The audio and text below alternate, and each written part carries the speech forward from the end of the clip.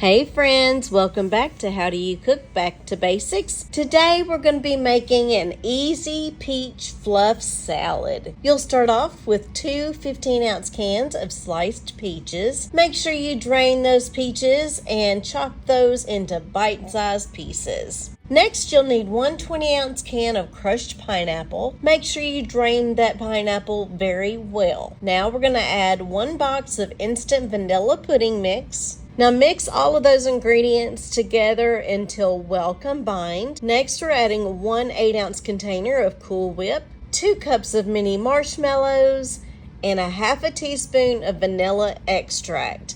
Now give all of your ingredients a really good mix until well combined.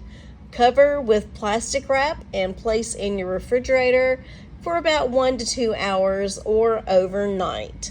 Enjoy, y'all!